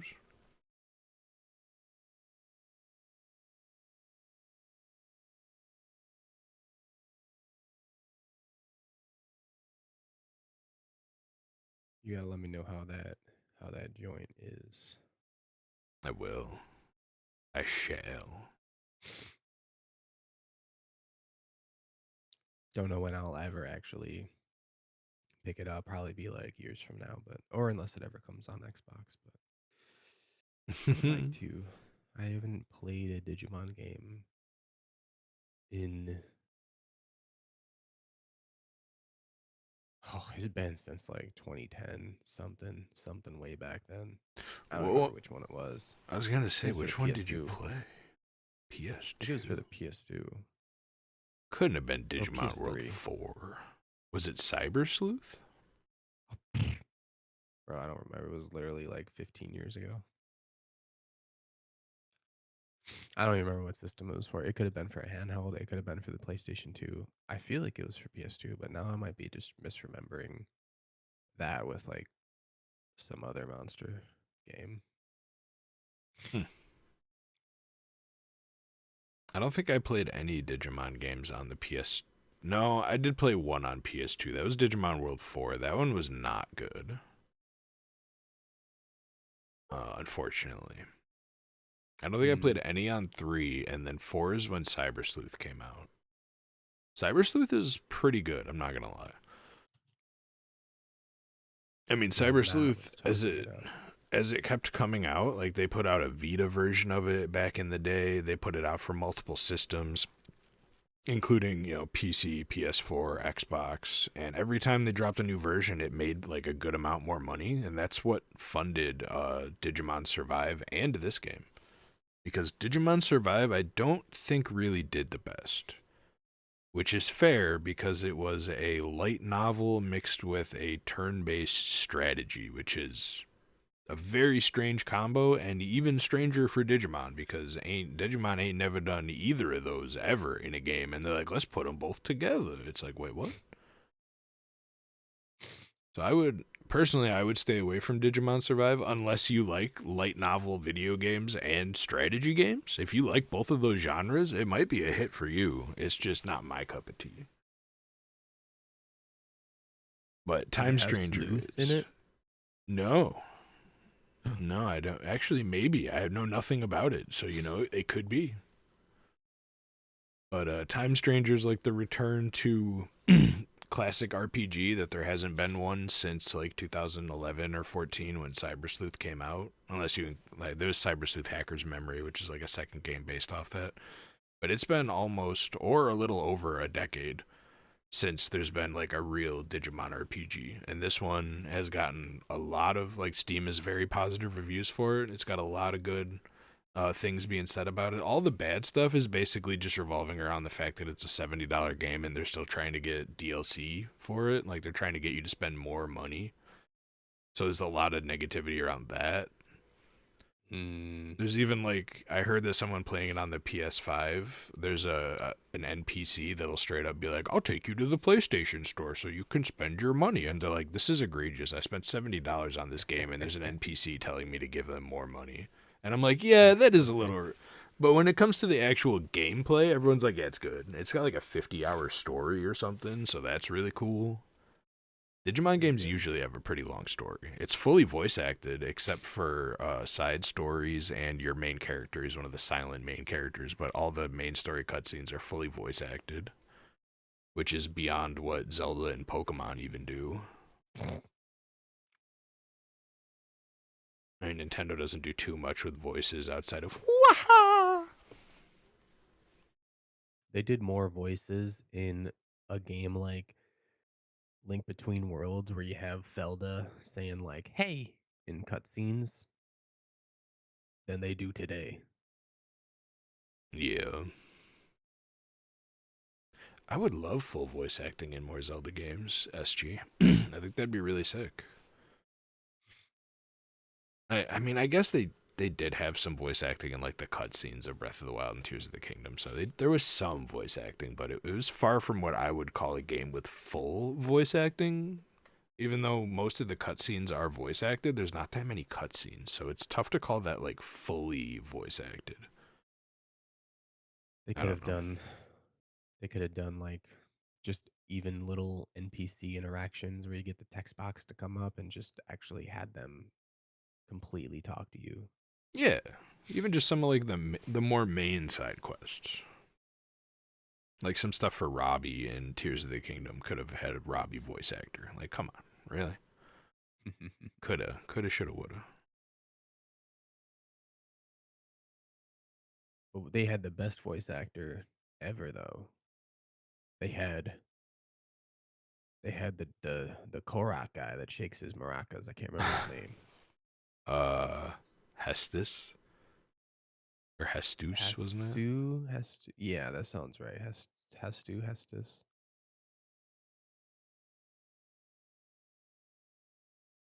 Him and his dangum maracas. Yeah, Hestu. Yeah, I want the conversation parts to be voice acted too, SG. It'd be so good. Don't even talk to Pokemon about voice acting. They're still trying to figure out how to make 3D games work. They've only been doing it for like 8 years at this point, and they're still struggling. Yeah.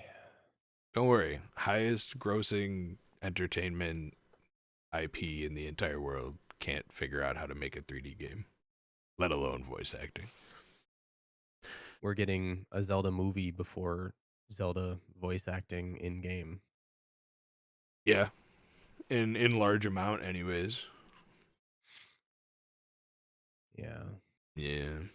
Crazy. Did you speaking of what you said about Pokemon, um did you or maybe SG, maybe you saw, I don't know if you like Pokemon, but they uh revealed some details What?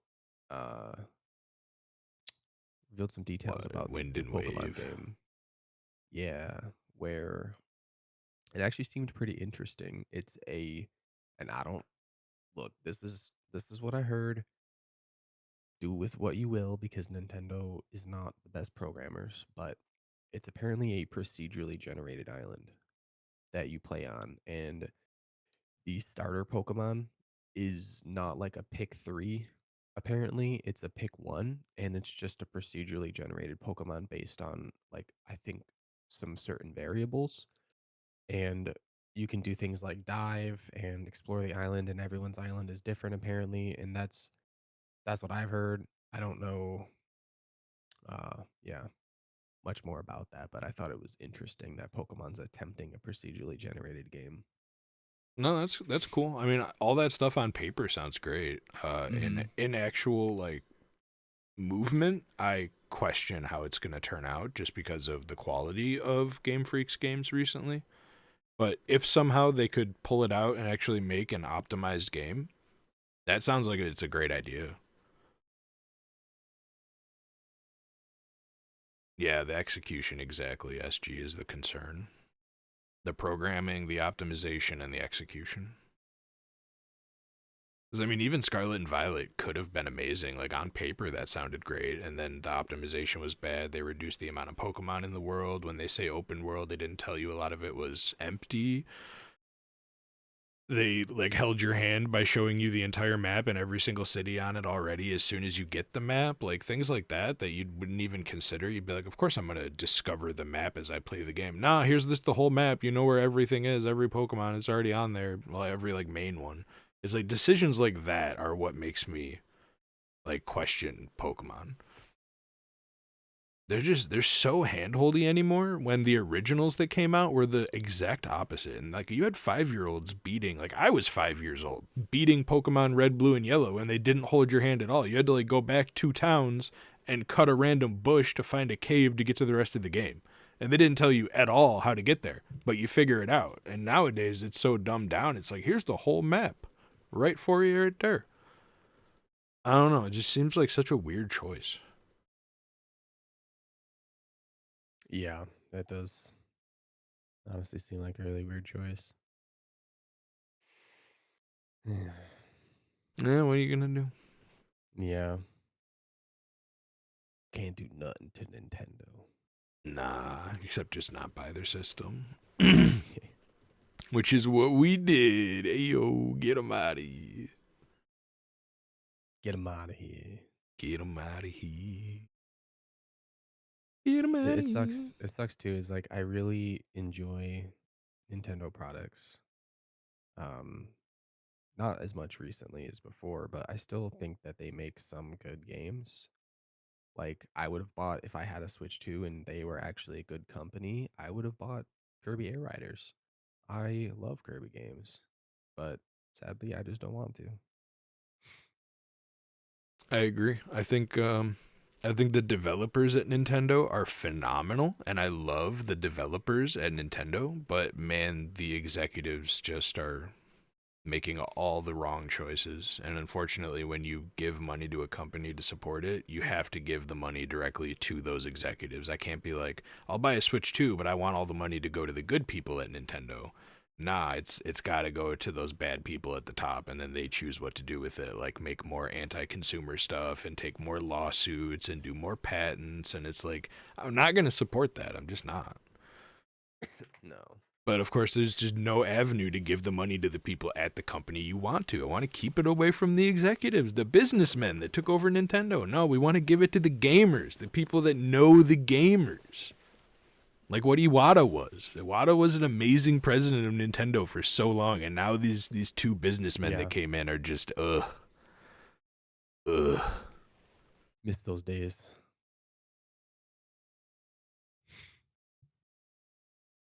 I do.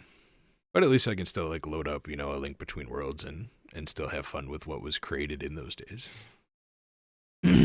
Yes, rest in peace, Iwata. He did a phenomenal job with Nintendo. He really did. It's sad to see what's happening to it now. I'm sure he's rolling a little bit in his grave, but he did an amazing job while he was here. Absolute kudos to that man. Beautiful man. He cut his own pay just so he could keep paying his employees when stuff wasn't going the best, is the kind of man that Iwata was. The world could use more Iwatas. It could. Yeah, I feel you, SG. I don't want to buy a Switch 2 either, but I do want to play Age of Imprisonment. I don't agree with you guys. I'm not a big fan of hack and slash games anymore. They bore the crud out of me. I'll see every special move from every character like 3 times and be like, that's all this game has to offer me. I don't get the story too. I don't get the dopamine hit from just spamming a button and watch a bunch of enemies go flying. I used to. At one point, I did love those games. I really did. So I understand where y'all are coming from, and I'm not trying to poo on that gaming experience. I just don't enjoy it anymore. Like, That's fair. it's for an audience. I'm just not that audience anymore. There's a game sort of in that realm that I'm really looking forward to called Kingmakers. It should be. In fact, I'm gonna check Steam right now. It should be coming out fairly soon. If not already out, I wasn't following. Oh nope, just still says coming soon. It was supposed to be released like in October. And I think they came out with a statement that said that yeah, delay message from the devs, and that was October 3rd. But it should be out soon. It's basically a huge army v army game, and it's fully like procedurally AI mapped. So like these two huge armies are just, castle wall, you have defenders and you have attackers. There's like thousands and thousands of troops. And you can take control of any one of the I don't know if you can take control of any one of them, but you have a character that's from the future and you can bring a bunch of stuff from the future into these like medieval battles. And it just looks so cool and it's co-op, which is even better. Ooh. And I'm super excited for this because the game looks actually legit. Um, but sadly just not out yet. And it is a hack and slash, but it's like a different hack and slash. Like I don't know how to explain it. All right. I might disappear for a quick second, SG. I will be super back though. We were talking about like liminal and subliminal. There is a game that is called, pretty sure it's called Subliminal. And it is a backrooms game, and it's like a full single player game, unfortunately. But they came out with a demo for it recently, and I haven't touched the demo because I wanted to stream the demo. So I think I'm going to hop into streaming the Subliminal demo right now. So I wasn't going to play anything tonight, but you guys are getting a bonus game tonight. Bonus. You guys getting a bonus game.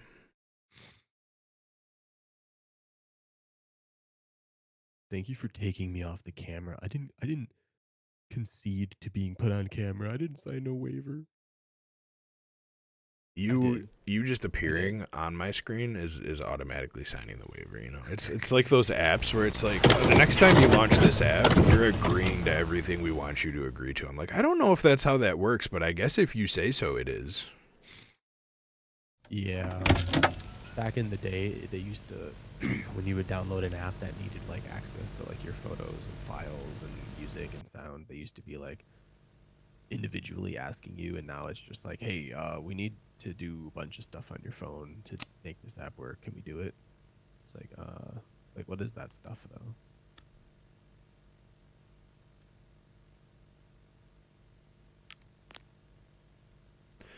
So yeah, I don't know if you're still watching the stream, Mayo, but yeah, I know. Sorry, SG. It happens every time I launch a game. I gotta turn the volume down immediately. I assaulted your ears. This is my bad. Thank goodness I had your stream on mute.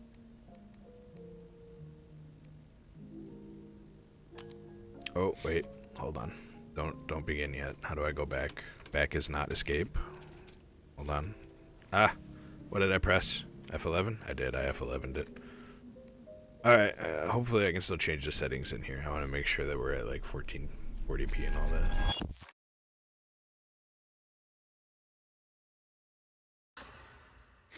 So that looks like a pools room. Isn't this the one that you played before? You did a stream a long time ago with, or is it a different one? No, this is a game that's not even out yet. Oh, okay. Let's just try turning everything on. Lumen quality unreasonable. You don't need this. Okay, I'll go back. You right. You know what? You right. I could potentially even put let's just see what happens if I try to put ray tracing on. A lot of the graphics are insane on this game, but a lot of the rooms are like not traditional back rooms levels, it looks like. which is cool because it's like, you know, different than the whole. You're in this yellow hallway. That's like the whole game. Alright, did those graphics save? Yeah, I feel you.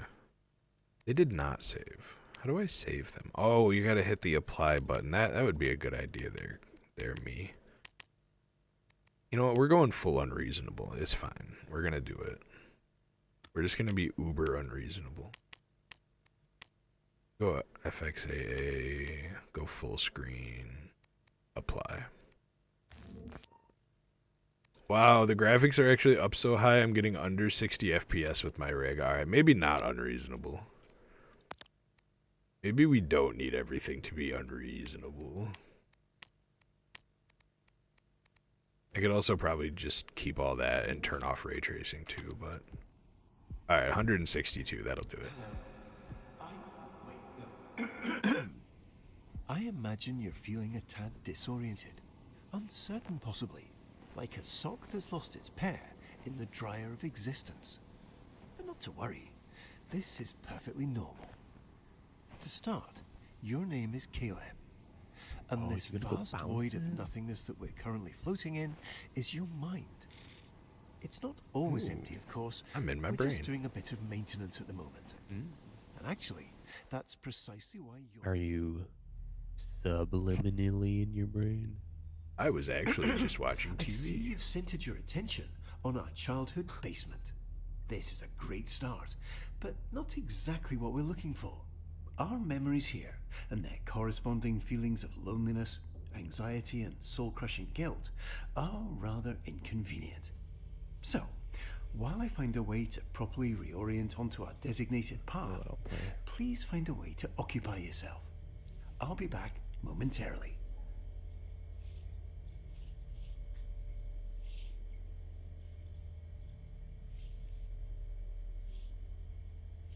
I feel like I'm missing an age. Or is there another word I can make out of